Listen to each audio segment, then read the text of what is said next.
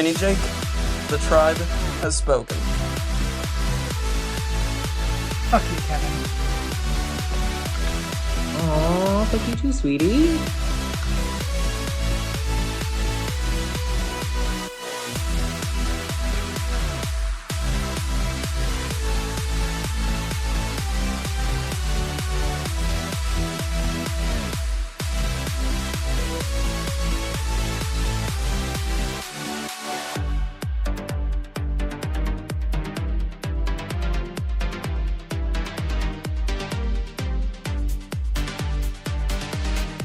I'm JJ, one of the original Tribe of Nerds members.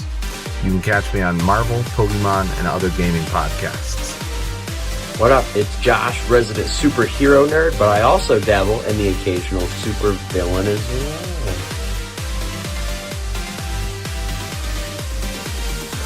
Some may know me as the Chaos Gremlin, but really I'm just Joe King.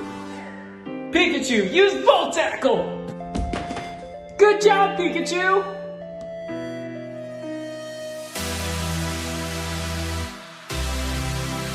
On the Tribe of Nerds.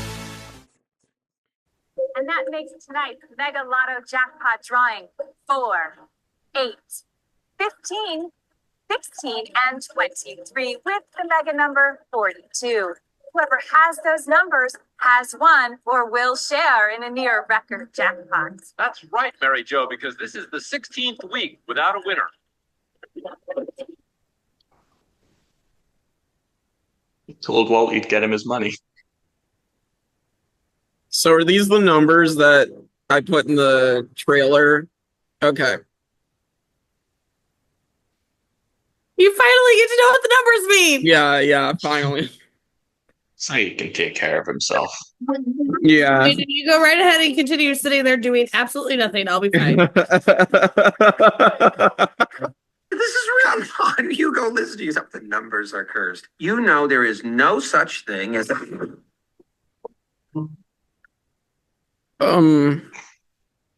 right. The amount of eyebrow raises in this episode for Jake. Hurley's life is crazy. You're looking for an excuse that doesn't exist. So distracted by a terrible accent. Matching. Worst Australian accent ever. Ask me that. Maybe it's a monster. Maybe it's a pissed off giraffe. I don't know. Best line of the series. Not a pissed off giraffe. Hey everybody, welcome back to the Tribe of Nerds for Lost, episode 18, Numbers. Gregg, Kevin, Michael, Kristin, and I are here to talk about a big episode of Lost. Finally know what those numbers that were in the trailer, know what they mean now. So let's talk about it. Kristin, you said that you had a bunch of fun facts for us. So I do have a lot of fun facts for this one. I've been waiting for this episode because now we don't have to hide the numbers anymore from you. Yeah. But my first fun fact, and I remember this almost like it was yesterday, in 2011, a lot of people played these numbers for the lottery and won. It was not all of the numbers. The numbers were actually 4, 8, 15, 25, 47, 42. So they got 3 of the numbers and the bonus, and they all won $150.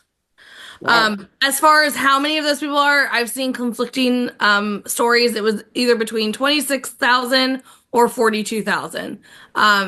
There's kind of differences in all the articles of how many people actually won that money. But I don't believe 42 because I think they just said 42,000 because it's 42. Probably they could have, but yeah, no. There were several different articles that had however many. They all changed. So yeah. That I remember like driving to work and I heard this on the radio and I'm like, don't they know those numbers are cursed? And literally the person on the radio was like, is anybody going to tell them that it's cursed? Like even the guy on the radio was like that. So I still put them on every week. Do you? Yeah. It makes me laugh that I remember driving to work when that story hit. And so I was so glad we finally got to this episode. Another fun fact that actually is going to kind of bring up the numbers for us in real time. The artist of the song playing in the Hummer, he remained a secret for 15 years. So again, our number 15. He came out in 2020. in a podcast, and he is, of course, Chris the Glove Taylor. But I just found it random that he was hiding or not told about for 15 years, which is part of the numbers as well. And then my last fun fact is the lady revealing the lottery numbers was the lady that was about to get it on with Sawyer in the Outlaws before the guy interrupted him. Oh. Okay. I didn't pick up on that. That's good. Yep. Wow, same. Good old Mary Jo. Yeah. Those are my fun facts. Those are my fun facts. Wow. That's some really good facts. Michael, did you have something else? Mine was the 2011 lottery result one. Lottery, Yeah. Okay. Cool. Yeah, well, let's get into the synopsis. Kristin, you can take it away. Yeah, I mean, so it's kind of funny because when I'm taking notes on these episodes, like literally we just finished in translation where I had like 3 pages of notes because there was so much happening on the beach. There's so much happening in a flashback. There was so much going on. Where for my notes this time, it's like little like pieces because while we're getting a lot of information, we're not really having much that's happening. So we do start off the episode where we see that they're working on the raft. They're talking about how they need, or Michael is saying, I need something to like, if we pass a ship and, what about the French chick? Of course, they go over to Saeed. Saeed it's kind of the first moment that we see Saeed's just like stressed. Like he is not in control in this moment. He is like, I don't even know what this is. I don't know. Like, stop asking me questions. I don't want to go to her. Like, this is all bad. Like, no. Kind of where you just, first time ever that we've seen Saeed really kind of frantic, if you will. And it just, you can tell, because I mean, we've known from past episodes that they've been working a lot on trying to figure out any sense out of this stuff. And then Hurley comes up and he's like, what's this? What do these numbers mean? What's going on? And Saeed is just like, dude, I think I just explained it to you. She's nuts. Like, I don't know what else to tell you about this. We do get into our first flashback here where we see Hurley living with mom. Mom, of course, being a typical mom. Like, you need to go out and hang out with your friends and start eating healthier. And he's like, Mom, if you want to live here or if you want me to live here, you got to respect my privacy. To which we see him flipping through the channels to get to the lottery. And we see that he has now won the lottery with the numbers, and promptly passes out, as probably anybody would when they realize that they have just won the lottery. And so with that, I'm going to stop here just because, Jake, I want to, like, you're finally now realizing you knew that we put the numbers in kind of our thing, but you had no idea what they were. I kind of want to stop here before going on because I could easily go on because there's not, like I said, there's not a lot in everything, but I want to see what your thoughts are about the numbers because you finally are revealed. Yeah, I just assumed it was coordinates or something. Like I knew it would be important, but I thought it was like some sort of coordinates, and it's cool that it isn't just coordinates. Like I'm glad it is like something more significant. So I was pretty happy with that, and yeah, no, I picked up on it as soon as they were shown because I remembered what they were from putting them in the trailer. So no, I don't know for Michael, Kevin, or Gregg. When I'm watching this, because we had no, like, first time, like, we didn't know numbers were even a thing. Like, I mean, I'm just like, what is this man's infatuation with numbers? So it's so fun being on this side where, like, Jake had a little bit of an inclination that it was going to be something because we put it in the trailer, but it wasn't enough to spoil anything. Right. They are just the numbers. But I remember I don't know if this was like this for you guys, where you were like, where the hell is this episode going? Like, why do we care about these numbers? I don't know if that was how you guys felt, but I was like, what are we about to watch here? Like, what is happening? What were your guys' thoughts watching it for the first time? I think it's a really fun episode. It's not as like, yeah, it's not as maybe important, I guess, in terms of like we've just come off the back of some real dense, incredible episodes, but like this is just a fun one. Hurley's always a fun character, and on the numbers, like I just love anything on this show that really intrigues you, and this is just another puzzle for us to try and work out. And as the four of us, multiple time watchers, are finding out during this rewatch that these numbers pop up a lot. We've discussed it a lot in the episodes up to this point. So it's also just a fun thing to keep an eye on and like a fun little game to play when you hear them.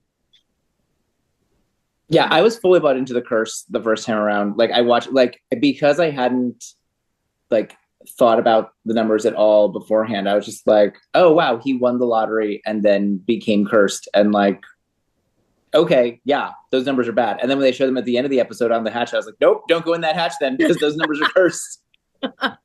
Yeah, what's in Fully there? bought in. What's in there? Greg, what were your thoughts? I thought the same. Can you hear me? Yep. Yeah. Yeah, I thought the same.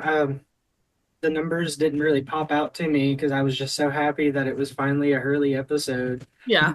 But the numbers, once they were revealed, I kind of thought that maybe Hurley was behind everything because of his numbers. Like, he is the bad luck. He was on the plane right after being in Australia and having bad luck. Yeah. Yeah, most definitely. I do love that you brought up Michael. So, Jake, for what Michael was bringing up, I, for whatever reason, in this rewatch, and we've all kind of been doing it in our spoiler section, which now we don't have to do. We can do it at the end of the episode now. Whatever reason, this rewatch for me, I'm like, wow, that number was mentioned this time. Oh, wait, this number's mentioned. It really has been popping out to me. So we've actually kind of done a whole thing where each episode we've picked up on things. So when after we finish the whole episode and like what happened in this episode, I did write all the numbers down. So now we can actually discuss them with you, Jake. So that's the fun part. I'm sure there's a lot of numbers in this one. Well, besides the actual, like when they're talked about. Yeah. But yeah, so that brings us back to the beach. We have Hurley creepy in Saeed's tent. Listen, if I'm waking up to somebody staring at me, we're gonna have problems. Like, I'm gonna be wailing fists. Like, there's gonna be things. Don't come and wake me up like that. I'm not afraid of your wailing fists. It's fine. You should be. No, I'm just kidding. Anyway, we see him asking a lot of questions about the French chick, Danielle Rousseau, which of course Saeed had come in contact with in a previous episode. And Saeed's finally starting to like pick up. He's like, "Why do you care?" And he's like, "Oh, no big deal. I was just curious. I mean, I get it's not a good time." Again, Hurley, you woke him up in the middle of the night. Why, of course, would you think that this is a good time? But as he walks away, you see he has stolen the map because he wants to find the French chick. He wants to talk to her. Obviously, those numbers were intriguing to him, obviously, because we're going to get more into that. Jumping into the flashback, too, we see that he has now won the lottery. They're interviewing him.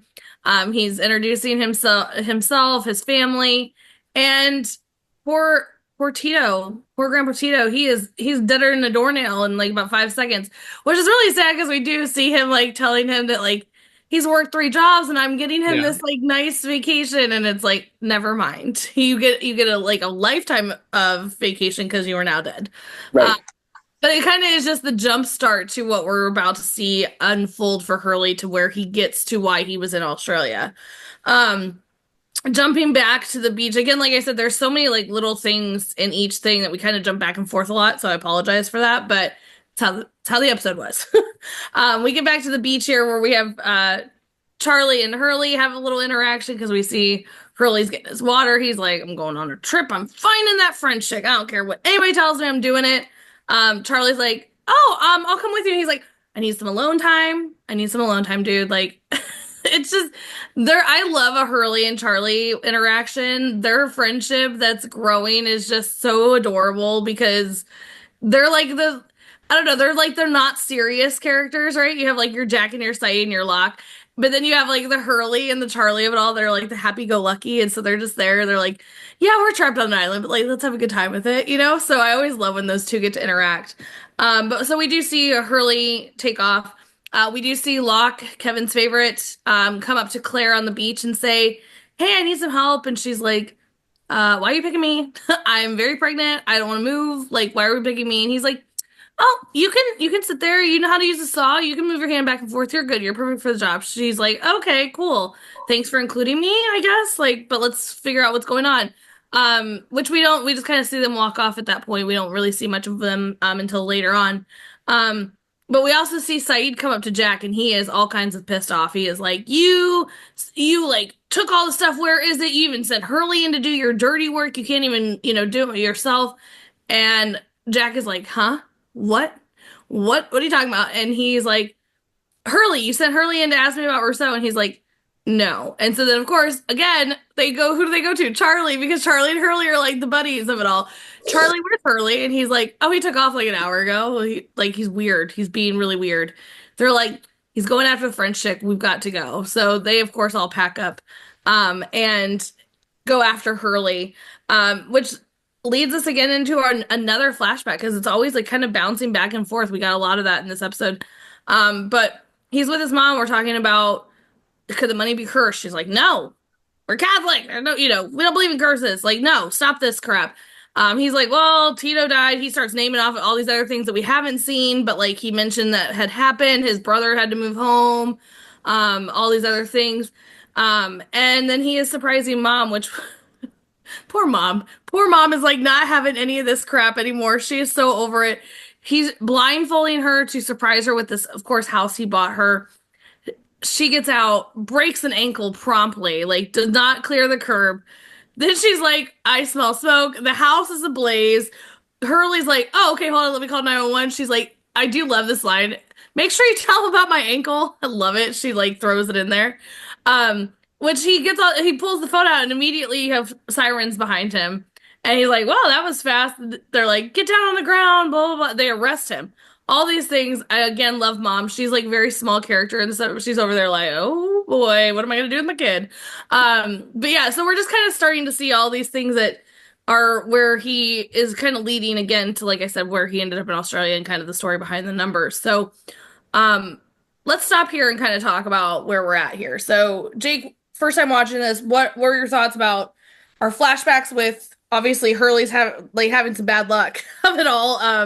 You know, what's going on here, and then talk to us about stuff on the beach here. Well, as soon as it started playing into all the bad luck, I'm like, okay, this is going to coincide with the plane crash and everything being part of that bad luck. But it's just wild how, like, I guess over the top it seems like for the bad luck. Like, oh, his mom's gonna break an ankle. The new house is on fire. The cops come and mistakenly like arrest him. Like it just seems like so much to go wrong in like the span of a few minutes. So I thought that was kind of funny. And then yeah, I mean just to give us more flashbacks. I really for Hurley, I really enjoyed getting to see his story. Yeah, no, I think the might be my favorite like set of flashbacks so far, or one of my favorite sets of flashbacks. Agree. Guys, anything else? Yeah, it's just a fun flashback. I mean, it seems weird to call it fun because it's really dark, really. Yeah. They do it in a funny way, but Jake kind of said what I had on the flashback, so I'll focus on the on island stuff. Kevin isn't going to do it, so I'll do it. I just love this this little moment between Locke and Claire, and you can see it in her face that she really does appreciate being included. And she said in the past with just stop shaking your head. She said in the past with to Charlie that I'll get to him later. She kind of built a bit on her own out here, like nobody talks to her. Like people see her as this big ticking time bomb with responsibility. So it is really nice that Locke kind of gives her something to keep herself preoccupied. So I really like that. And the other thing is that I love seeing the frustration of Saeed. I think when you look at Saeed's journey throughout this is the first time we're really seeing it, but like he's had just setback after setback. He's been trying his best to find ways off this island. He had the transceiver, he got attacked. He's he went looking for the French chick and it led to nothing. And these notes that he had aren't making any sense to him. The raft's burnt down. It's just like everything he's trying just isn't working. So I think just Saeed reached his breaking point in this episode. Yeah, I agree. The stress of all like really came down on his shoulders, if you will. Kevin, do you want to mention anything that does not have to do with Locke? I would say I'm not here for it this episode. No, I think going back to that first part where Hurley wakes up Saeed, I think that was an accident. Like I think he was just like genuinely going to steal those couple of things and then was like, oh, hi. Do you want to talk about the French? Yeah, like hi. So like that's like an extra layer of humor for me in that scene of like Hurley doesn't know what to do. And no, I remember, like I said, I remember being fully bought in from these flashbacks to the curse. Like those numbers are cursed. Like, yes, as soon as like the news is there to meet him, his grandpa dies. Like, what? Mm-hmm. So like I was fully bought in. Like, yes, this is a curse. This is terrible. The plane crashes, like, kind of his fault. Not really his fault. But like I will say that watching it this time in such close proximity to the episode with Sawyer, when we were talking about, the like, is the boar really after him or not? It doesn't really matter. It's kind of what you believe. Like, is the curse real or not for Hurley? I mean, doesn't really matter because it's what Hurley believes. So that was like another interesting thing to have in the back of my mind while watching it. Gregg, what are your thoughts? I touched on most of it already. I really like the fact they depict Hurley as very innocent, can't lie. He's horrible when he comes to lying to both Saeed and to Charlie. Like, his bag falls apart. I get his bad luck all around him, even just the little things like his bag falling apart. The numbers, definitely at this point, I was 100% sure the curse was real. Still feels real. I mean, also, I think it's a good thing to point out too that a lot of, actual lottery winners, not people that have played lost numbers, but actual lottery numbers winners will also say that they feel like after they've won the lottery that they were cursed. So I think that this was a fun way for Lost to kind of play into that. Like, I don't know if that was like where they were always going to go with Hurley about like when they first were like in production of Lost. If like that's where like how they were going to always bring it in, or if they were like, you know what, this would be a fun way to do so. But I think that was a great way because like you see that a lot. Anybody that wins the lottery, they're like, I was cursed. All this bad stuff happened to me after I won the lottery. Like, you see this time and time again in actual, like, not lost life, in real life. So, but even like when you think about some of the things that are happening to Hurley, like his mom hurting her ankle, like that was just like an accident because like she stepped out of the car with a blindfold on, which like is a reasonable thing. Like the 70-year-old grandfather having a heart attack, like, that's not like crazy out of the question. The house burning down is like, yeah, when you suddenly come into money and you buy a house that you like, you're not used to spending this kind of money. Like, you probably do get a bad deal out of it the first time, like you don't know what things to look for and that sort of thing. So I feel like it does all make sense, but it definitely feels like a curse. So what about Father Aguilar getting hit by lightning? that's pretty out there. Yeah. Yeah. I mean, true, but we didn't see that one, so that I can. I did want to point out one little detail from the scene where he's getting arrested. Hugo, one of his necklaces that he's wearing is the Chinese symbol for fortune or luck. Oh wow! So, another little detail just thrown in there. That's crazy. I did want to like, I noticed it during our watch through together, and like when his bag opens up the water bottles. So Hurley's been the one who's been taking the water, right? Because they've got water now, so that's just from the caves. So Boone took the water originally because Boone's a little bitch. Yeah. I forgot. I just remembered. Great. Can we not bring that back up? I just remembered that was something that was going on at one point. I forgot Boone did that. So yeah, now they have now they've got access to like flowing water. Okay, that makes sense. Yeah.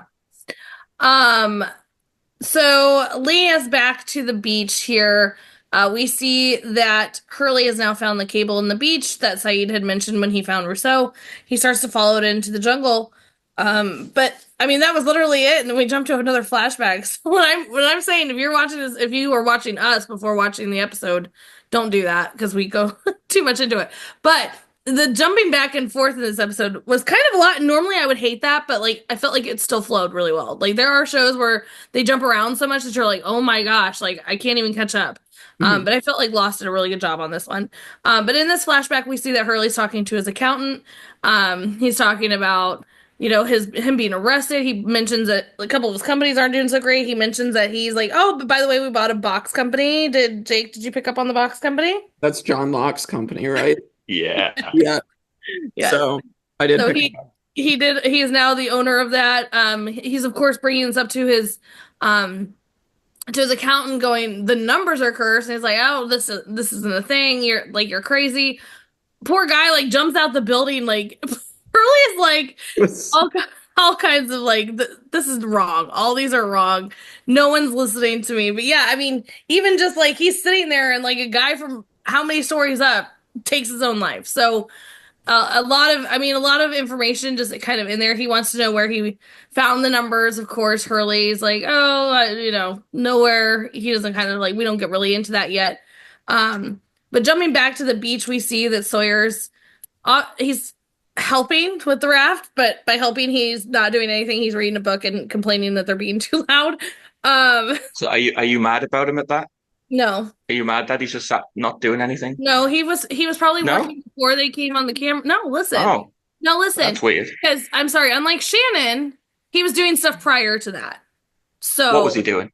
What was he doing? He built all that raft beforehand and it got burned down. No, he didn't. It burned down. All right. All that work. He's tired now because it got burned down. Anyway, I knew where you were going with that, but you're not going to get away with it that easy because Shannon does not. No. I'm not going to get away with facts. Anyway, we also see a great moment with Sun and Kate, which we had seen previously. They have this. I think Michael even mentioned it while the episode was playing, that their budding friendship is just, it's kind of really cute to see because, like, you know, Kate was one of the only people that knew she could speak English at the beginning there. So she was the only one that she could really talk to about these things. But now we see him, now that everybody knows, obviously Kate and her still, you know, just having this nice friendship grow. You do see that obviously Jin has taken off from the last episode and they are not talking. We see Sun mention he will never speak to me again. She thinks he's going to get on the raft and never look back. And Kate's like, maybe, like, not a great friend moment from Kate there. But you know, what do you say in that moment? Like, yeah, you pissed off your husband. I don't know what to tell you. I don't know this man, you know? And so it's just kind of like you could see Kate wanting to comfort her, but not knowing how yet. Because again, they're like all still new to each other. We do see that Hurley has followed this cable into the jungle and steps on a booby trap, to which then Saeed, Jack, and Charlie have caught up to him at this point. And this whole thing, like, they're all yelling at Hurley. He's like, I'm good, I've got the chaos in this scene alone is just like unmatched by anything I've ever seen. I can't imagine sitting there on either side. Like, if I was Hurley, like, sitting there going, oh my god, I'm about to die from this death trap. You guys are yelling at me. Like, the stress that Hurley could have been under, but he seemed rather calm. But then on the other side of them, like, oh my god, we're about to watch Hurley die from this death trap. I mean, there's so much chaos happening in that moment. So, I mean, going into this, like, Jake, what are your thoughts about, we've now still seen that, you know, Hurley's still, like, all these things are still bad happening. We see his accountant mention that, oh, you did have that company, now you don't, and then now you acquired this one, the guy's dying, we've got all this stuff happening on the beach. What are your thoughts going into this next couple sections here? I was shocked when someone just jumped out of the window. I was like, what just happened? But that happened, and like, and then, you know, Hurley going off to find Russo. I was assuming like we were gonna get back to her eventually because that was a huge reveal back in Solitary, and they know she's out on the island somewhere, so I assume they were gonna pull her back in at some point. I just find it funny with the trap as well. Then Hurley gets out of it because he's a spry. He's pretty spry, so just it's so funny. And he successfully gets out of the way of a death trap. So I have to take this moment to I was thinking about this watching. I've thought about it a couple other episodes, but like literally watching this episode with the amount of inappropriate nicknames from Sawyer and the fat shaming, Lost would not have succeeded in today. Like Lost would have been canceled so quickly, and I'm so glad that we had it in 2024 or 2004. It is funny. Because if you think about like there would be no way Sawyer would be so canceled. Josh Holloway, he'd be in hiding. There'd be all these things. So I am grateful for the time that we got Lost because it would not fly right now. And the reason we do need to move forward, and it's nice to learn and educate ourselves on things. But, just watching something. Sometimes it is just funny though. There is a funny line in that same scene where Hurley says he's spry, where Hurley's a side object says we need to replace his weight with something. And Charlie's like, replace his weight? How are we going to do that? Right. That's what I'm saying. Like the amount, and then even like later on when they get separated on the bridge, he's like, if it can hold him, like that's what I'm saying. Like the amount of all these things. I mean, we've heard Sawyer say some probably not nice things either. So yeah, it's just I'm grateful for when we got Lost because I feel like it helped with the show. Anybody else want to talk about that flashback and beach stuff?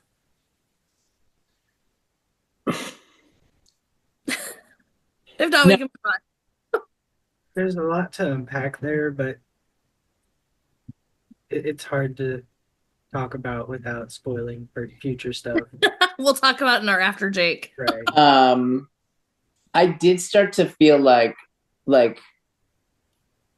on the island especially that Hurley kind of got an attitude of like listen, it's bad luck to be around me, and if you want to be around me anyway, like that's gonna be your problem. Because he almost took on that I'm going across the bridge, so like I don't even care at this point. I'm going across the bridge, and if you're dumb enough to follow me, that's on you. Like I felt like he started to get that kind of attitude, and that was like it was a fun thing to kind of keep track of like it reminded me of the X-Men Domino, who has like the luck power. Yeah. Right? Like, so I was just like, oh, this is kind of amusing. Yeah, it's kind of like he has the mentality of like this stuff happens to people around him, but he's always fine. Like, I don't think he thinks that he's in danger in any way. Like he maybe he has good luck in some ways, but it's the people that are around him, like you say, that are having the bad luck. When you think about even like the house was for his mom. And like him getting arrested, the main thing that happened with him getting arrested was that his mom had to sit there in pain and she didn't get the house, right? Like he ended up getting out of jail and was fine. So like, and he got more money from it. And he got more money They gave him a big payout. Yeah. Right. So like, I think he kind of gets the attitude of like, listen, if you wanna be around me, you go for it. I'm gonna be fine. Yeah. And it adds a little layer of like, tee. But also to your point with Hurley though, is like from up until this moment, like we haven't had a Hurley episode, but we've had Hurley plenty of times. Mm-hmm. I mean, Hurley is the happy-go-lucky guy. He's building the golf courses. He's having fun. The second he saw those numbers, his whole demeanor changed.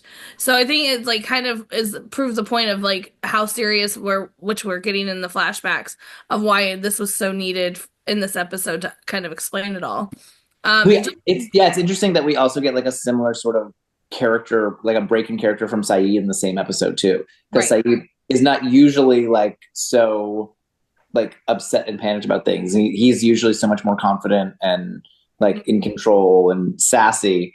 And like the two of them both have a similar sort of break in their character. Yeah. Yeah, I agree.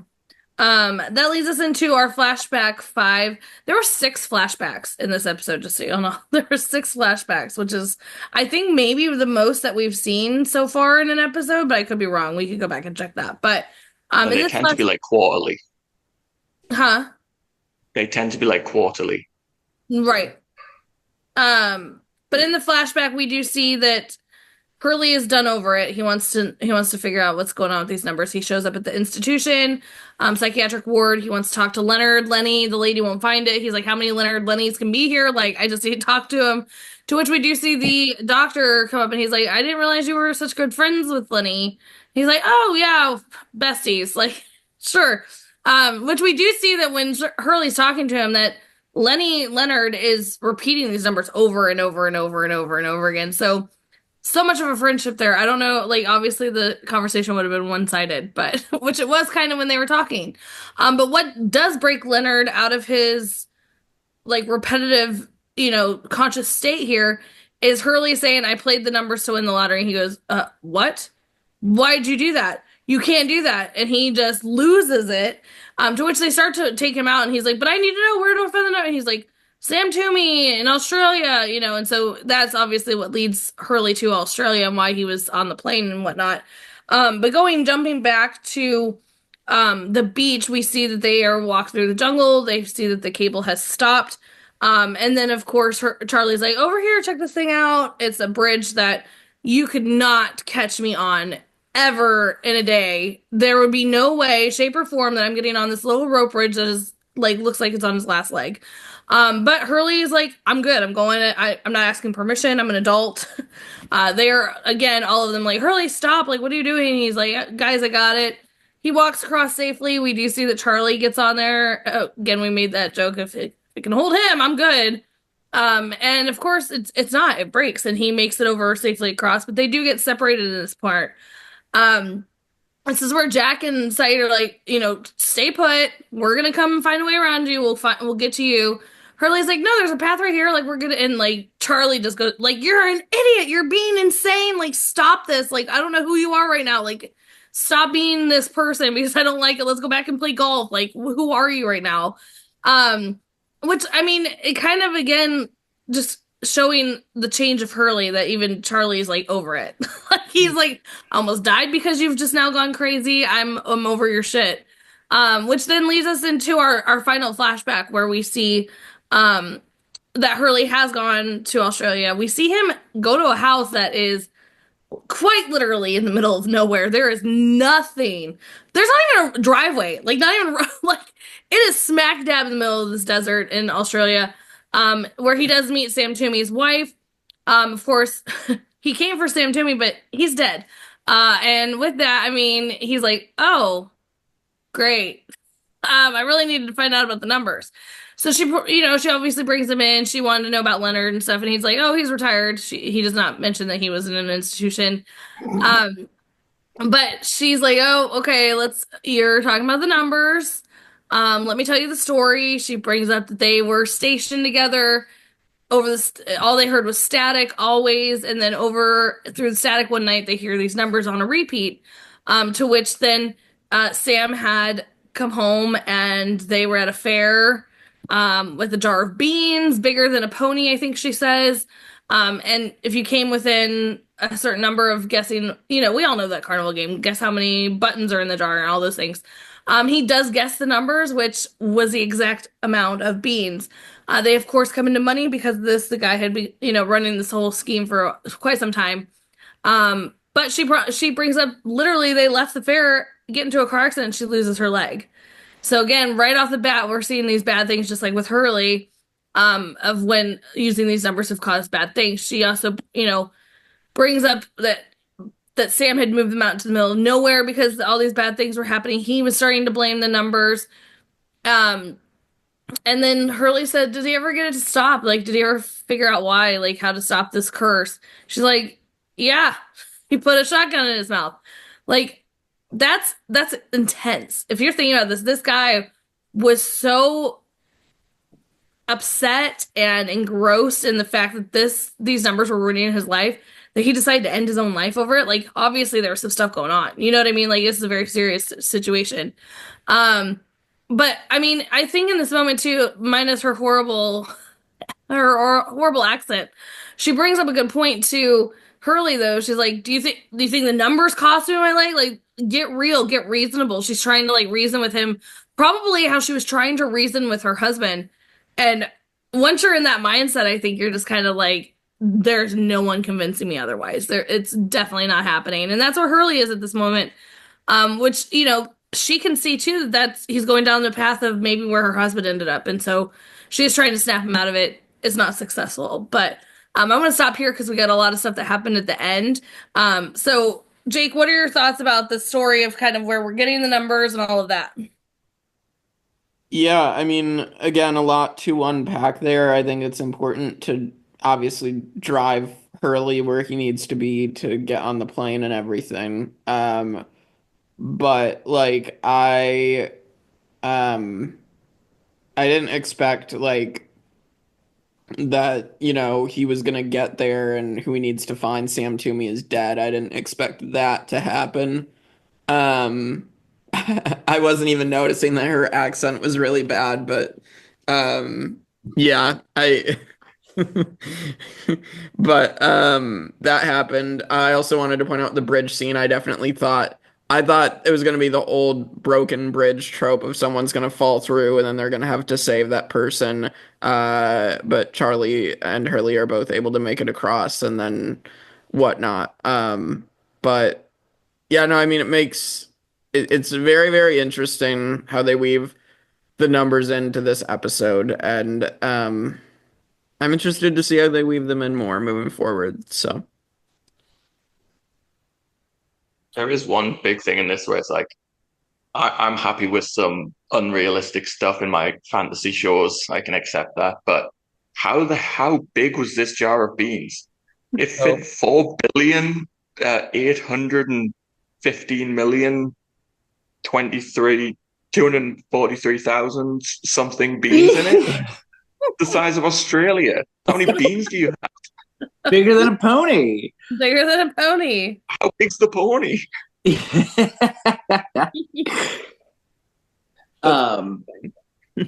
I guess that would have to be a comically large jar. Worse. Go ahead. I do think we see again more evidence that the bad luck actually happens to the people around them. Right. So like she loses her leg. He doesn't lose her leg. She loses her leg. And like Hurley doesn't break the bridge. Charlie breaks the bridge. Right. So like we are seeing some of that too.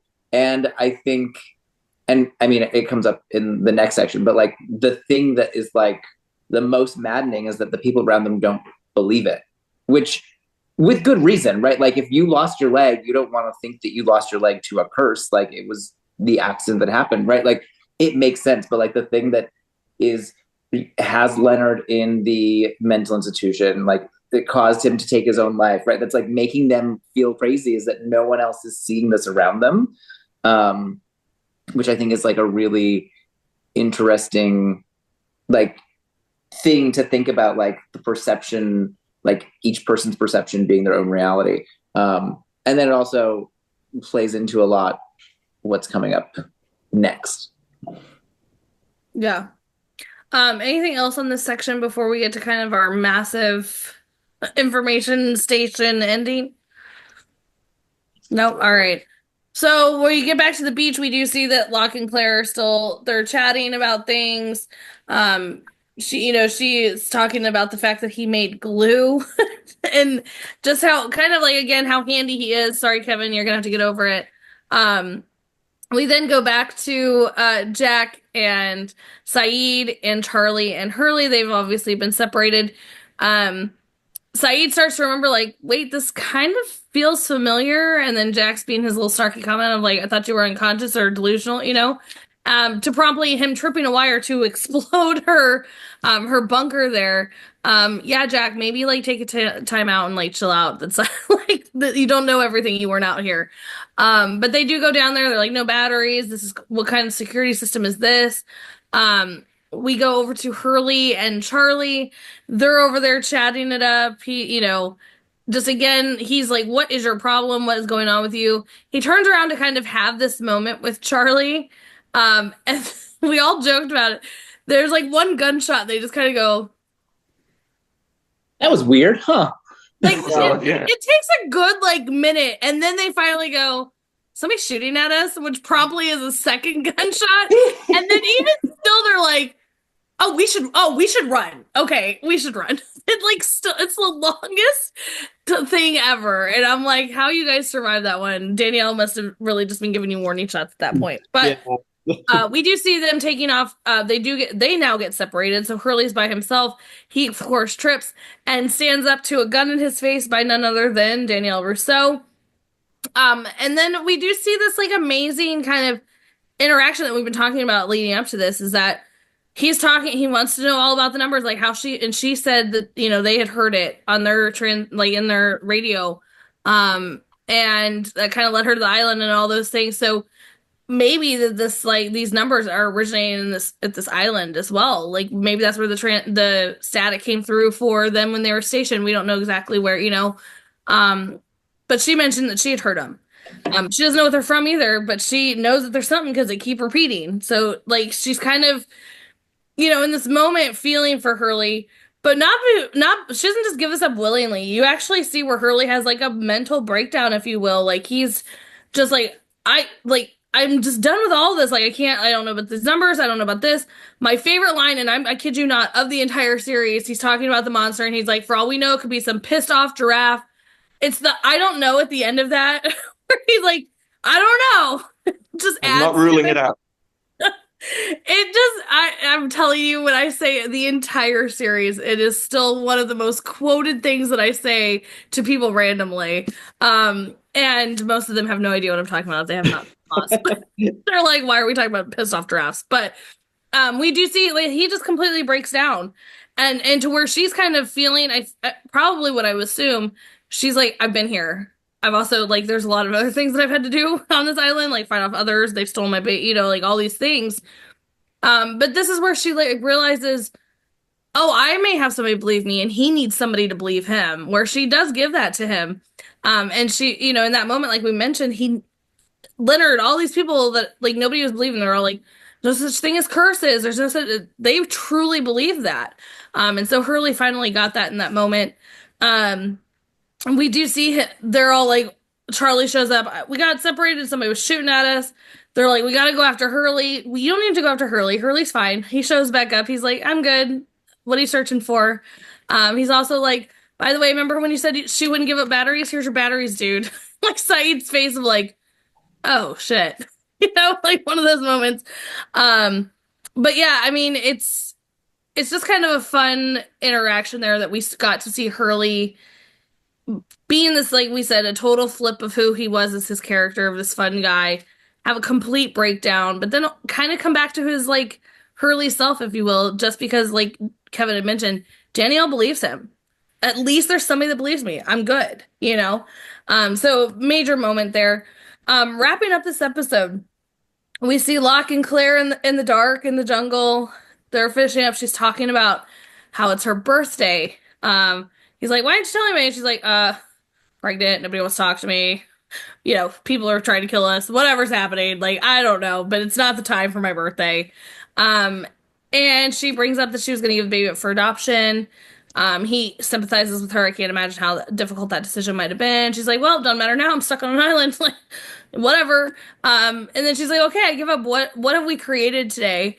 Oh, this moment. Kevin, I swear to you, I will punch you in the face if we have a moment here. But he flips it over and he has built her a crib. It is the sweetest moment, and you cannot hate him at all, ever, in this moment, ever. I absolutely can. Go on. Whatever. He built her a cradle. Again, we all know that girls about to pop. We've all been talking about this. She's ticking time bomb, all these things. No one's thought, like, where are we going to put a baby? Like, what's going to happen when this baby's born? Like, nobody's thinking about this, but Locke is. Locke's like, we should start preparing. So good on Locke there. We do see that Charlie comes down and sits down next to Hurley. Sure. He wants to share with him, his story of, what's going on with you, Hurley. Like, you've never acted this way. I'm your friend. Like, I want to help you. Hurley, brings up, like, I think I'm cursed. I think I caused the plane crash. Charlie's like, that is ludicrous. Like, I was in the bathroom getting high. Like, is that your fault? Like, you didn't know me. Like, why would that be your fault? Like, right. Kind of somewhat trying to put into perspective for Hurley, like, sure, maybe bad things are happening, but, like, you didn't know me. So how, like, I wasn't around you. I wasn't your mom. I wasn't anybody that you would know. So me doing heroin in the bathroom had nothing to do with you or a curse. And so he's like, okay, I just shared with you my biggest secret. I'm an ex-drug addict. Can you give me something? And he's like, I won the lottery. I'm worth like $156 million. He's like, all right, F you. I tried to be cool with you. I tried to share something serious. You're, like, lying to me. And he goes off, which is again like so funny because this whole episode has been around people not believing Hurley, down to even the point of him trying to share his life back home. And then of course we end the episode on the hatch with all the numbers on there, and then of course our favorite subtitle of Lost coming up and popping up and saying, "Haha, you don't get any more." A lot of stuff that happened in that last little bit of the, like, I feel like that was the most that we got that last episode. We did get a lot throughout it, but most jam-packed section, I should say. So, Jake, kick us off. Yeah, a lot going on.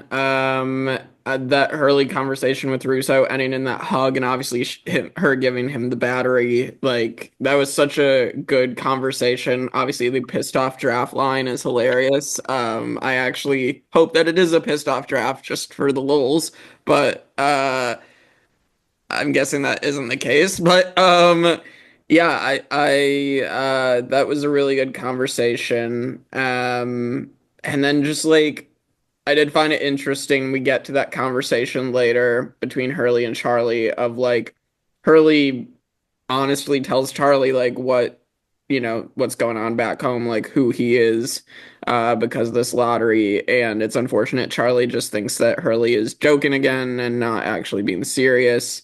And I just think that's really unfortunate because I don't know. I feel like it's clear that Hurley in that moment is not joking, that he's being serious, but I don't know. Like that to me, that was unfortunate. And then of course the John Locke building the crib for Claire. Yeah, it was a sweet moment. I'm sort of like Kevin, and I'm not completely convinced it's not for some ulterior motive.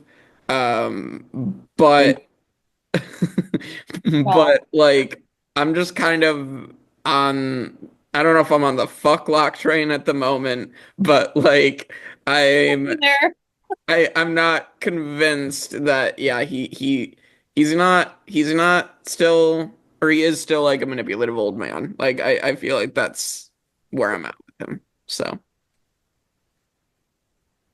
Can't even do nice things. I know. You know who really is the Palpatine of this podcast? Kevin. He's been manipulating your mind, Jake. You don't know what you're thinking anymore. He's told you that Locke is this manipulator, and now you're just falling into it. Be ashamed of yourself, Kevin. She. I'm so proud of myself. Are you kidding? Oh my god. No, like I said before, I think it makes such a difference for Hurley to finally meet someone who believes him, right? Like because again, whether or not it's true, whether or not the numbers are cursed, like he thinks that they are, and so to meet somebody else who also thinks that, and who like for once isn't like, don't be silly, it's just a coincidence, right? Like I think that's so powerful for him. And like obviously powerful for her too, because he gets the battery, right? Like he gets it. So like she gives it to him, and she does, like she puts the gun down when he starts talking, right? Like I think for both of them it's a huge moment. I will listen. We're gonna talk about it for just a minute. Richard Keith. Listen. Is it overall a nice thing to make a baby a crib? Right, because the baby's going to be born soon. We all know it's going to happen. Like, is that overall a nice thing? Sure, it's overall a nice thing. The way he goes about it is, again, like we've talked about, the guy who clearly wants to be taken seriously, that no one takes seriously, Boone, he manipulates him. He manipulates Charlie, the like drug addict who's, going through withdrawal. And so now like the isolated pregnant girl he like pulls her aside, and like the whole way he does it is just very like believe me, I'm so nice to you, I'm so good to you, right? And like even down to him flipping over and saying happy birthday. Now one of two things is happening here. One, she told you it was her birthday, you didn't know, and so now you're just using that too. Or number two, for some reason, because you found her ID because of the manifest, you knew her birthday, in which case you knew it all along, and again, you were manipulating her. So I see through Locke. Notice how Locke doesn't do stuff like this to Jack.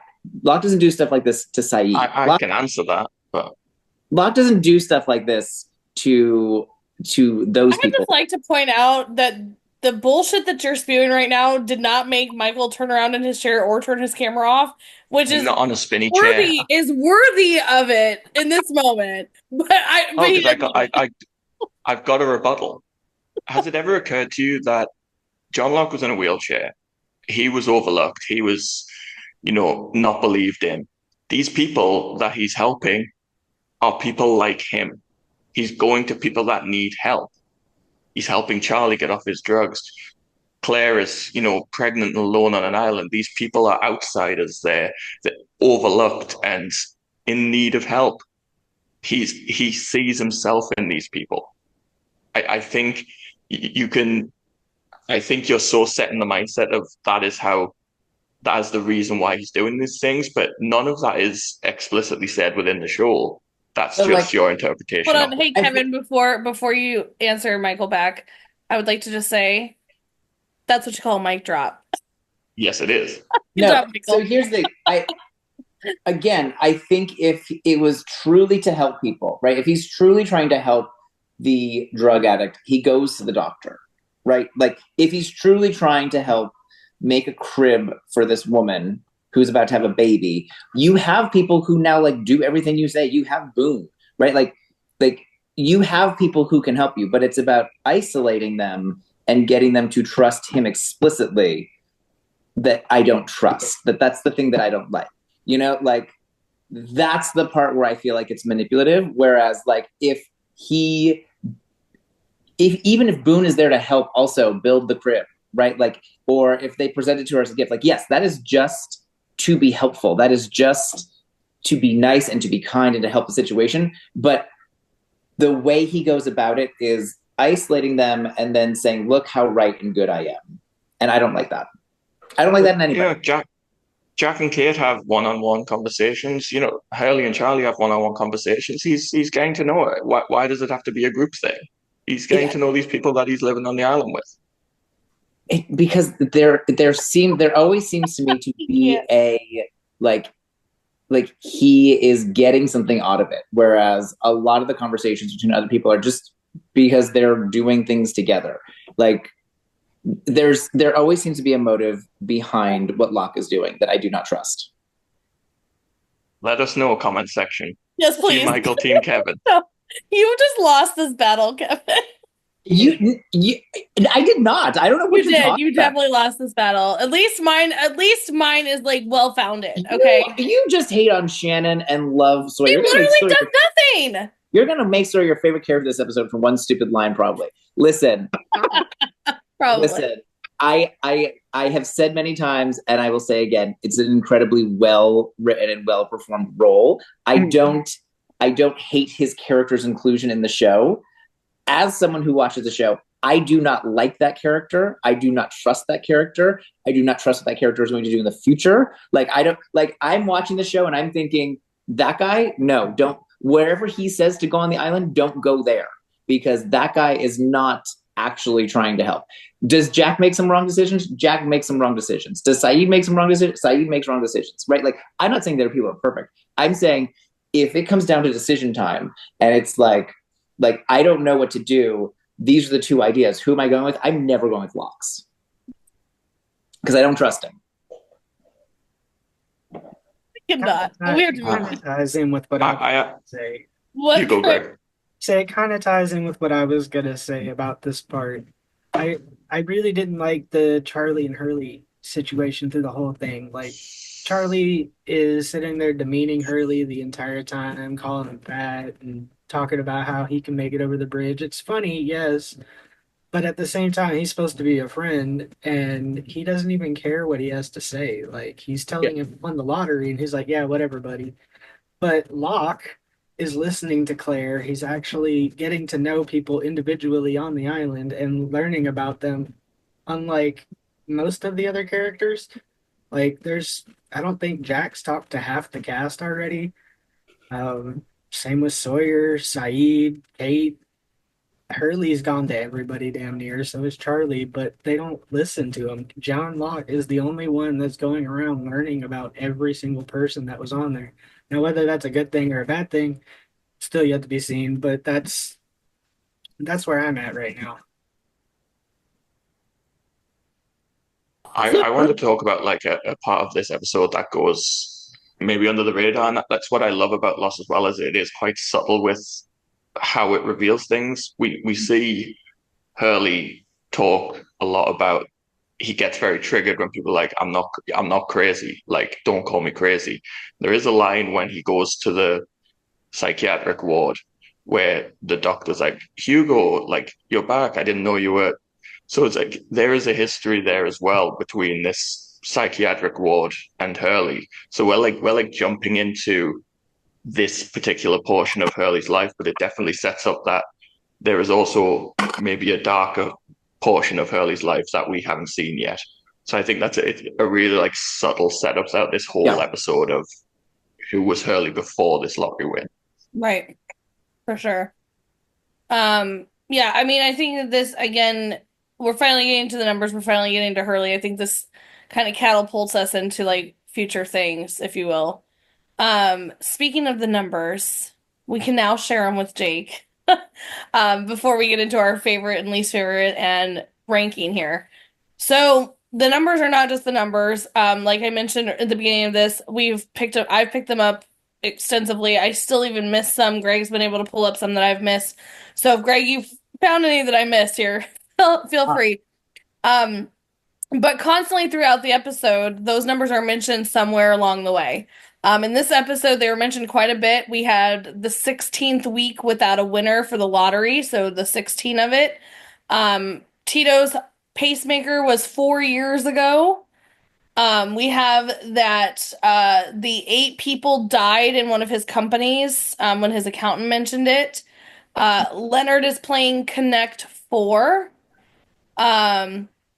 The Sam Toomey has been dead 4 years. She lost her leg 16 years ago. And Hurley had 4 water bottles. So not even that they have to be mentioned. They are still there. There were 4 water bottles. So there were quite a few number drops in the number episode, which look, I missed some. See? Gregg coming into the rescue. These were 2 I was actually looking for. So the slats on the crib was 4 and 8 per side. Oh, definitely wouldn't have noticed that one. Yeah. That's it. That's All crazy. right. Wow. Yeah, so now, Jake, that you know the numbers, you can maybe catch them during the episodes too. So, yeah, we had to keep those in the spoiler section until we got to this episode. Well, yeah, I'm assuming even at some point when I go back and rewatch, because I know maybe my parents might be interested at some point, but like just like to go back and kind of notice numbers in those episodes too. Well, I mean, I've said it time and time again to these guys. I've watched this series over and over so many times. I will always catch something new, and that's the beauty of Lost. I mean, like I said, I never ever picked up on how often these numbers were brought up in an episode until this rewatch. So, okay. Wow. And the numbers themselves sometimes have stories that are hidden within the stories. Yeah. So, yep, it's the beauty of Lost here. So, all right, Jake, you're going to kick us off with our least favorite and favorite? All right, favorite, I'm going to go with Hurley. Just funny guy, and just like I just feel like Hurley is just one of the most wholesome characters in the entire show, if not the most wholesome. So I have to stick with Hurley there. Least favorite. This one is tough. I'm still trying to like figure that out, to be honest. Wow.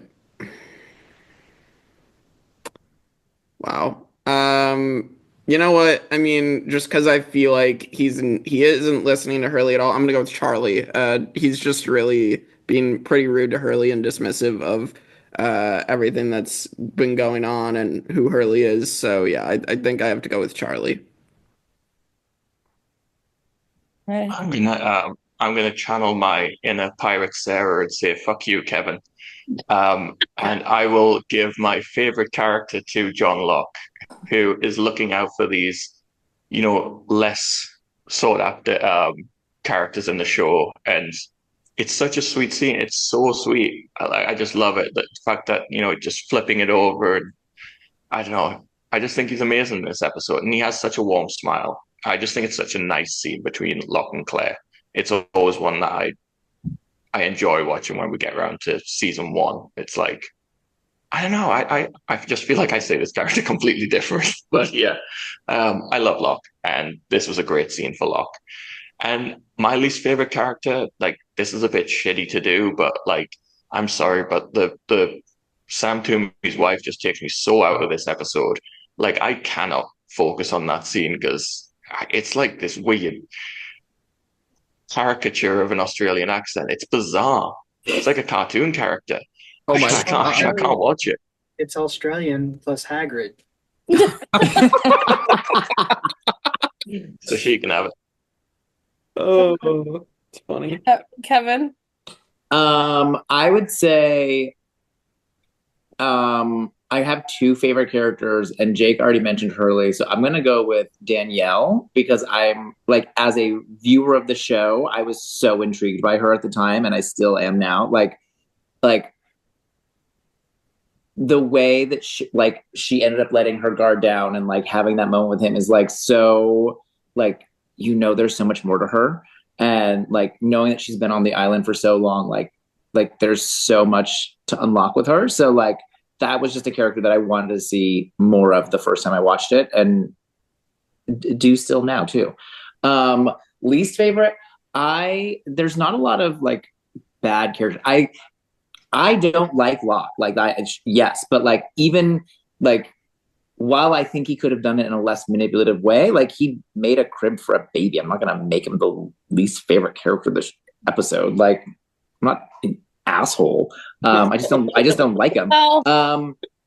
No, but so because of that, I think I'm going to say F you, Kristin, and make Sawyer my least favorite character because he adds nothing to this episode except being angry. Had you say Kristin is your least favorite character than Sawyer? Nothing. He's just angry. He's just sitting there angry for a minute. Like he has a headache, obviously. He's sick. You can't hate on Sawyer. I absolutely can. And he kept his shirt on, so like he's useless. I know. That was definitely, I did not like that part, but yes. Gregg, what's your least favorite? Favorite gotta be Hugo. My least favorite is the unborn baby. No, it's Charlie. It's Charlie. He was very dismissive of everything. He's kind of in that stage of withdrawals where he seems like he's kind of better than everybody and immortal. Like he just kind of blows everyone off. If he can make it across the bridge, I could do it. I think it's good character work, but still my least favorite representation of Charlie is kind of a dick. So I mean, obviously I'm gonna make Sawyer my favorite. No, I'm just kidding, I'm not. But my favorite too is Danielle. I think she's, if we're really thinking about her story, she's been out here by herself forever. Now all of a sudden she's got all these people that are banging on her door. She's not trying to help you with your cup of milk and your sugar. She was trying to like live her life and be alone. And so she didn't ask for this. She didn't ask for your plane to crash. But in that moment, she sees how much Hurley needs her and needs that moment. And she's able to kind of snap back into reality of like how life was before the island, before she was alone, where you are needing to care for people. And so I think that Danielle did an amazing job in that moment. And especially like when you're thinking about her circumstances, that she's literally not seen another person for almost 16 years to now having to like deal with Saeed and now deal with Hurley and all this other stuff. So definitely Danielle. And I'm going to throw you guys for a loop on my least one. Least favorite character is not technically a character. I'm going with the numbers. So the numbers are... It's not a cop-out. It's not a cop-out. Listen to my rationale behind it. How many lives has the numbers ruined? Okay. We had Sam Toomey and Leonard. Okay. We've got Hurley. We've got Danielle. There's all these people's lives have been ruined over numbers. I mean, now you got, Hurley's mom, she broke an ankle over it. Like, the guy, like, jumped out of a building because the numbers were involved. Like, all these things. So the numbers are the least favorite character. If we're doing that, my favorite character is the crib. The island. Fine. Fine. If you're not going to accept it, then my least favorite character is Shannon. Okay. I'll take the Wasn't numbers. even in the episode.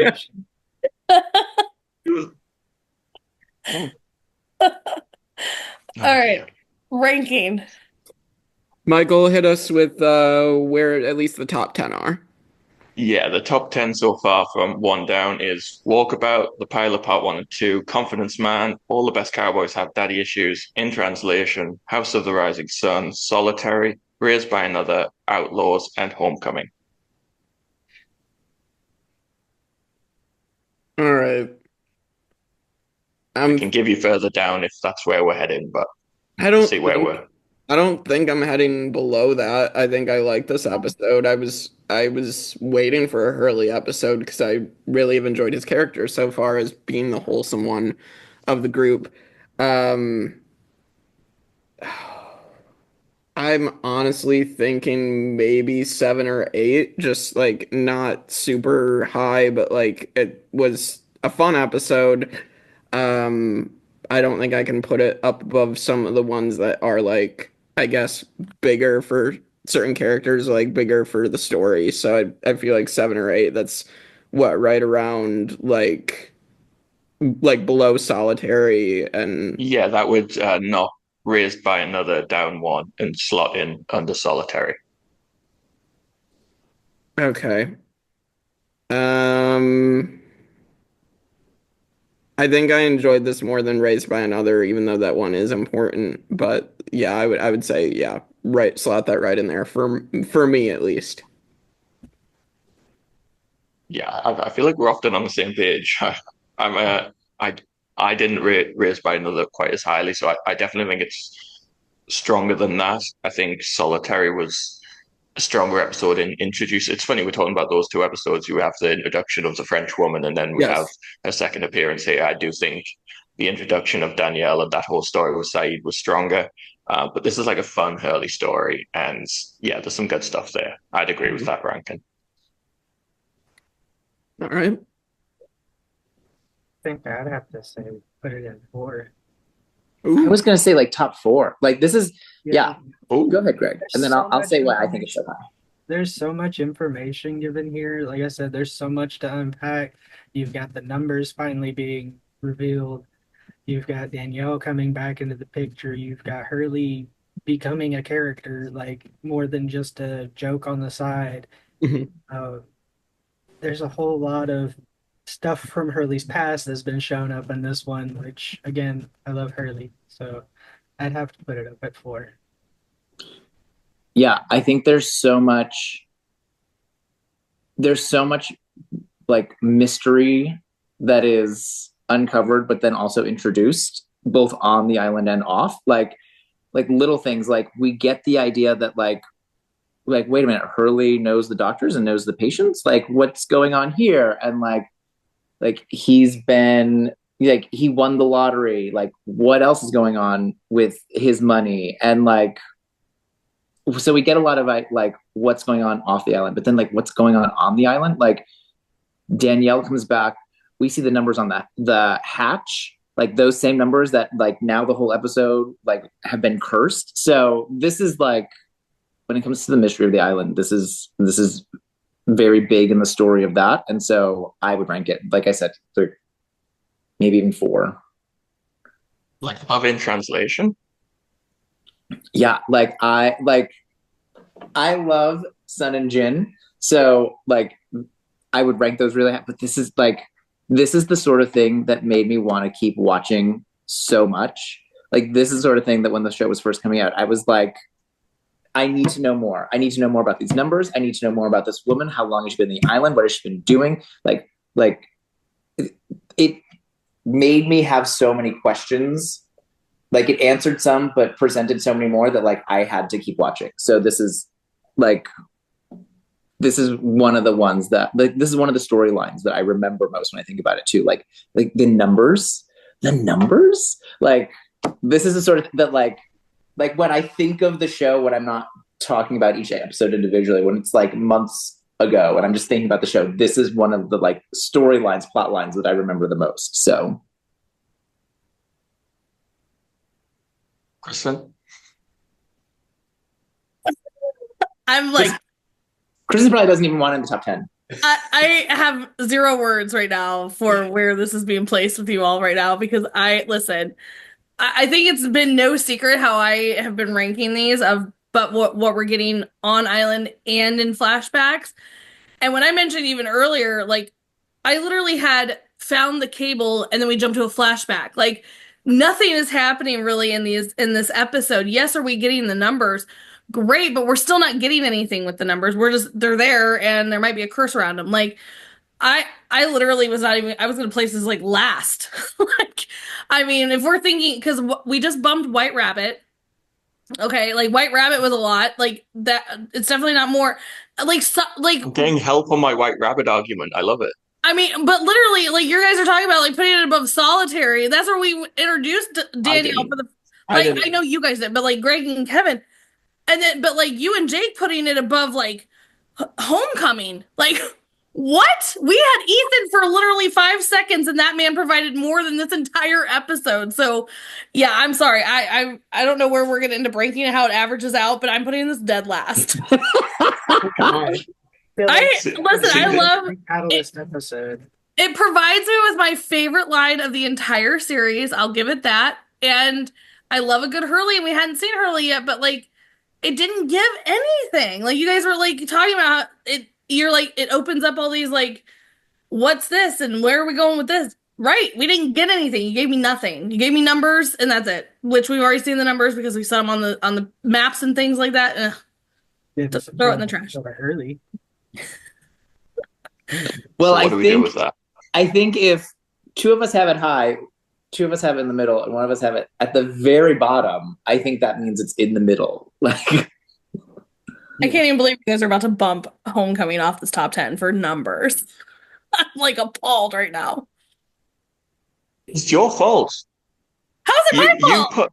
Because you put Raised by Another, which is garbage, in the top 7. No, sir, it is not. No, sir, it is not. Oh my! I'm judging it against Raised by Another, which shouldn't be that high. It has a great cliffhanger, but like, it's not a great episode. I agree. I think Homecoming, Outlaws, White Rabbit, I think they're all better than Raised by Another. But I can't judge it by that because it's there. I feel like this episode leaves you with a lot of questions, which is kind of the premise of the whole show. Like, you go into every episode with questions, you get a couple of them answered, and then you get 50 new ones. Like, I don't feel like I got that with the last episode as much compared to this one. So what would we settle on? So we have a 16. Yeah, it has to be where you and Jake put it, around 7 or 8. Or a 17th, yeah. Yeah. So 7th, 8th. Like 7th. I'm just committed to getting Raised by Another off this top 10. I hate you so much right now. 7th? Yeah, that works. I think that's where we'll go. So sure. So you have 2 4s, 2 7s in the last. So what I'm saying, that averages out to be kind of in the middle. Like, yeah. We'll do that. All right. This is just for fun. It's just our by committee rankings of things. Please in the comments tell them how they're all wrong and this was not worthy of that. I stand by what I said. This was as much as this was a like more silly, lighthearted episode. It did like this is the sort of episode that I was like, I need more now. Give me the next episode now. I think that also proves the point too for us that like we're all judging what a ranking by things that we want, and you know what I mean. It's kind of like when we talk about Survivor, everybody sees something that they want to see in a winner that's different. You know what I mean? So, I mean, as much as I'm like hating that numbers is that high and bumping off Homecoming, I mean, if that's what it took for you guys, then that's what you liked, and that's what you like. But for me, I'm more of I need information. I feel like it's a nice break after multiple episodes that were really, really dark and deep. And thought provoking, and this one's not so much, except for adding in all the thought provoking stuff like the numbers and all that. I don't know. I still feel like it should be higher, but I'll go with 7. That's fine. Well, you didn't win, Greg, and I didn't win either. These rankings make me even more excited for whenever Tribe Nerds ranks winners.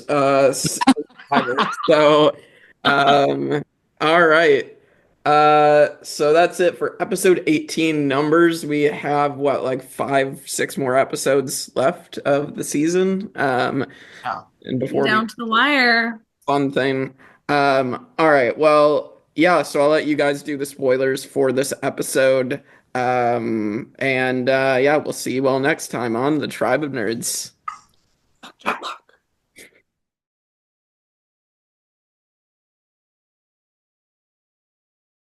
Hello, everyone. We are here for the Tribe of Nerds After Jake, the spoiler section of Lost, episode 18, season 1, numbers. If y'all just heard, I did not think highly of this episode, but my two counterparts here do. Of course, we've lost Michael along the way. He's just upset that White Rabbit's down. He needs to sleep. That poor man is in a different time zone. I know, he does need sleep. So here we are to talk about any spoilers section, any spoilers from the series of Lost. So if you've not seen it in its entirety, get out.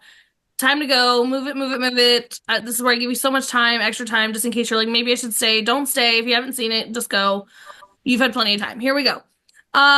Numbers, obviously, I mean, we know that the numbers are coming up. We've got the hatch is going to be opened. That's going to be literally the code that they have to type in over and over and over again for the hatch, and for the button. So, I mean, huge thing where we finally are getting these numbers, but then where do we go from here with these numbers, y'all? The numbers are just everywhere. Like, everywhere. They never go away. I love the episode. I love this because these numbers keep coming up in such big ways throughout the rest of the show. Yeah. I love the episode because, like, Hurley in the mental institution is like that's such a big part of the show. And like Hurley, again, Hurley is so much more of a leader than I gave him credit for in either of the first 2 times I watched. Like, he does get the battery. Yeah. Like, he's the one who convinces Danielle to give it to him. Like, I love it. And then Danielle's just such a cool, like, a cool character, right? Like, she's just such an interesting, intriguing character on the show that, like, I like what she brings to the table. So, well, like Jake mentioned too, he's like, I was hoping that we would come back to her. We're gonna come back to her a lot, actually. We're most recently gonna see her here in the finale where she comes and tells them that the others are coming. Which would she have done if Hurley didn't, like, break that down for her? I don't know. We'll never know. We'll never know. We do see her where, obviously, when Claire's trying to get her memory back in season 2, we see her, obviously, when they have the people come in on the freighter, all these things, she pops back up a lot. So she is still very prevalent as a character in Lost. One thing that I wanted to point out that is coming up as well, it was a line when we saw Charlie and Hurley there at the end, and he was obviously trying to dry his shirt over the fire, and he's like, if you see a laundromat anywhere nearby, let me know. Well, we do know that there's going to be laundry in the hatch here soon, but Rose will refuse to use it. She doesn't like the hatch, so she is still doing laundry on the beach, but I love that he was like, let me know if you see a laundromat, because we are going to get laundry facilities here very quickly. So that was one thing that I found intriguing that he said in this episode. Oh, one new thing this time on this watch through that I never noticed before. When they were talking to Sam Toomey's wife, she said it was 16 years since he heard that that message. That was the same message that Rousseau heard that brought her to the island. I never put those two together before. I'm wondering if there's more to that one message, because, like, we know when Desmond messes up, it brings down the plane, but there's other stuff that happens during that time period. I'm wondering if it's the same thing with that. Yeah, I did notice that it was like they heard the transmission, Rousseau's team heard the transmission, and like those numbers just get drawn to the island. I don't know if that comes up again though. I haven't watched enough times to know if that comes like if that or if that's just like a thing that we just notice and then think about. That's the other thing is like when I mentioned like without going into too much detail with Jake, like this it sets us up like the numbers are just the number like we don't get much more from the numbers that we could possibly have gotten. I obviously like the other thing too, all their numbers are next to the candidates' names. They're with Jacob. So Gregg should look shocked. You don't remember that? I do. Oh. He looked shocked when I mentioned that. But yeah, so I mean, like, we do see that, like, obviously it's there for when Jacob made, had designed the candidates and things like that.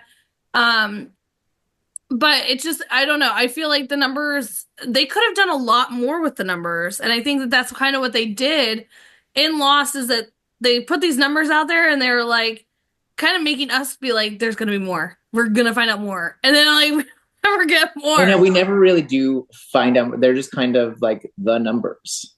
Right. From the backstory stuff, though, the numbers are the answers to the Valesenti equation, which is the death clock or the doomsday clock on the island. It's a made-up equation for Lost, and that's where everything comes from is those numbers.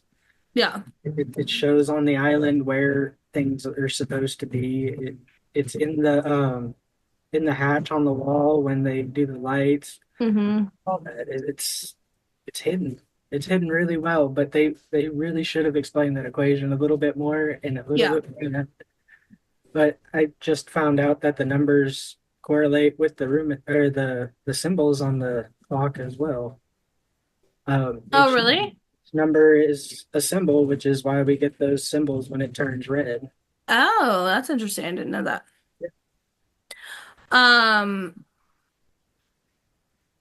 There was one thing I was going to mention. I just forgot, actually. Never mind. Come back to me.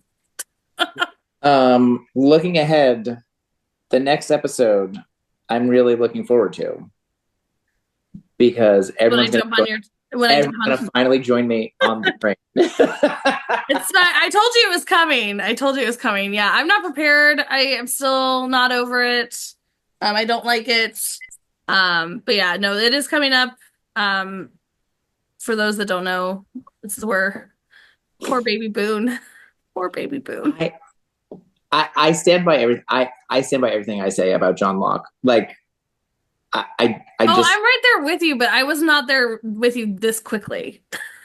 Watching it, like you guys always joke about my like infatuation with Shannon. At least I have reason. She does zero things. She literally is like, Said, when are you gonna be back? Well, why do you need to know, Shannon? What are we doing? Were we gonna do? No, we're not doing anything. I just wanted to know. Like, she's worried about him. She cares. Nobody cares. But what I'm saying is, like, you know what I mean? At least Locke is out doing things, so, but yeah, no, sadly, Boone is gonna be in 2 episodes no longer with us, which is devastating, but that's okay. We'll move on. We still Sawyer, so it's fine. With that, coming up also, with the hatch, we're going to be getting a lot more of kind of like Gregg was mentioning. We have the lockdown where we're seeing all the maps of all the stations that are going to be around, and all of that. So a lot of things going to be coming up here in this, like, just ending here in the next, like, 5 episodes that we have. So 4 episodes. 5 episodes. I can't count. It's 4 regular episodes and then a 3-part finale. Oh, that's right. It's 25 episodes. I don't know why I was thinking 23, but yes. So, well, with that, I don't have anything else. Is there anything else you guys have for spoilers? Specific to this? No, I can't think of it. Like the numbers just are like they're the numbers. They're the Lost numbers. So like there's nothing like spoilery to it. They just keep coming up. They do. Oh, yeah, I remember what I was going to bring up. It's the looking glass. The cable obviously again was brought, like, Hurley went back to the cable. Yes. The looking glass that will be later on, which will be Charlie's demise. But like, again, but they also bring kind of honed in on the fact that it went down into the ground this time. So that's what I wanted to bring up, because we do know that they go into the part when they're going through all the time travel of it all, of when that, that cable and all of that why it's in the ground right there. So yeah, it was kind of fun to see them, like, because with Saeed, when he went in solitary, he kind of just dropped it and that was it. But with this one, he's like, it goes into the ground right here and it doesn't, that's the end of it. But it's not the end of it. You will see that cable again. Well, you brought this up before with Charlie and his consistently almost dying. This is another Charlie close death encounter with the bridge. Oh, yeah. True. I didn't think about that. Yeah. And her. Yeah, as Jake was watching the episode and he was like, somebody's gonna fall through. I'm like, I didn't remember the exact scene. I was like, but I know it's Charlie, because Charlie is always almost dying. Oh my God, good old Charlie. Well, with that, we are going to finish our spoiler section. So with that, we'll see you guys next time on the Tribe of Nerds after Jake. Like, comment, subscribe. No spoilers. Bye.